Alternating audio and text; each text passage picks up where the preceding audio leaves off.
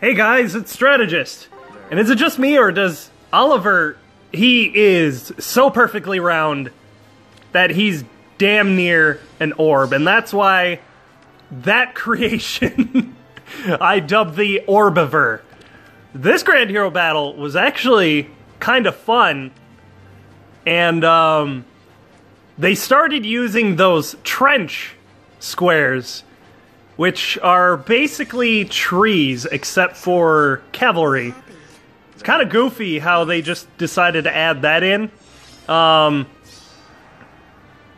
they also have like a cavalry unit in here, which they didn't exactly help themselves much. And I've actually seen people use Horse Emblem on this map and still be super successful anyway, because for the most part, you're not really going to be crossing these trenches. You know, not really. So, I mean, if your Horse Emblem is hyper offensive, it doesn't really hurt you that much because you won't be retreating anyway. You'll just be killing everything.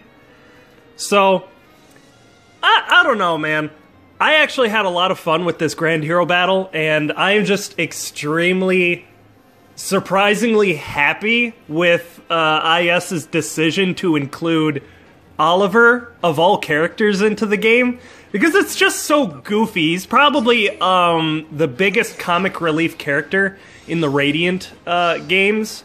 There's a couple other comic relief characters like Danvid/Devden. He's very enjoyable. I hope he actually shows up in the game one day. But Oliver, oh man, he's like the antithesis to Ike. Ike literally asks him to rejoin the enemy. He is so... I'm definitely including that in the thumbnail as well. Oh man. So, this here's the Lunatic run. When I went into battle, I realized, oh shit, I should have brought a dancer. But since I already went into the game anyway, might as well not even waste that 20 stamina I went in with. So I figured to make do with it. I do use a dancer in the Infernal map. But this ended up being relatively easy, especially with the fact that my Ike is pretty powerful. And the fact that he's like +5 merged, gets a fortify resistance buff, and his support buffs end up allowing him to survive the Swordbreaker Red Mage in Infernal, which, like, damn.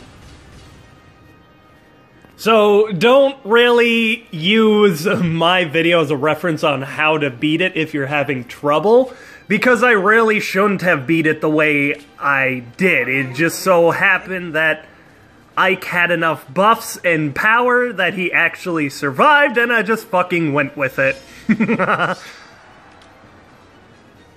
One thing I can tell you, though, is that if you leave a unit over by that left side, you can bait the enemies a little bit better, where they won't all bum rush the location of most of your units. So, I have to have Ike get all the buffs he can. I'm going to put Cordelia down there so that way all the characters in the top left go towards her rather than where I have all my allies situated, because I got overwhelmed pretty easily when that happened, because they all went to the right, but see here now they're going towards the bottom. I'm splitting them up a little bit, making it a little bit easier to manage. I needed Soren directly adjacent to Ike, otherwise he wouldn't have survived. He barely scrapes by the skin of his teeth, and I'm definitely going to have to recover his HP if I have any hope of beating this one. So, the trench on the left side, being where it is, ends up helping me out immensely as I did this map.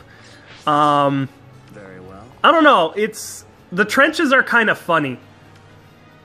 They kind of help and hinder in this case because they have a cavalry unit. If they wouldn't have had the trenches in the first place, I think I would have struggled a bit more because of that Sapphire Lance cavalry unit there. Especially since I depend so heavily on my Ike the way it is. Let's see. So yeah, I'm actually pretty glad that the like Grand Hero battle was relatively easy, because I'm liking not having to struggle or pull my hair out. That's usually pretty frustrating. I get a sigh of relief when I end up beating. Damn it, forgot to mute my fucking phone again. Anyway, I know I was saying that this Grand Hero battle was pretty easy. It did take me a fair number of tries, so it wasn't like the easiest one in the world, but I definitely had fun with it, that's for sure. Also, Oliver never really threatened me, like, ever.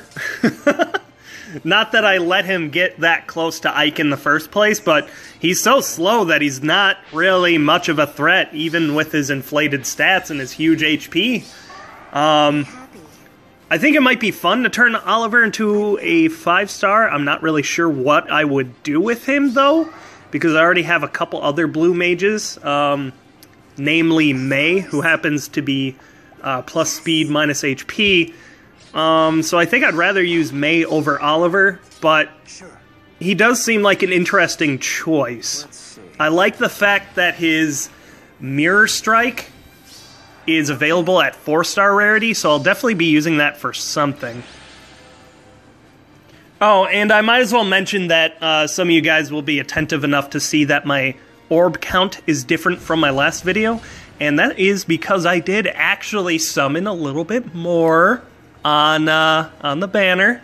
So that footage will come out eventually, because I'm doing videos when I want. I got pretty burnt out, so I'm just kind of taking it easy so I don't like completely quit.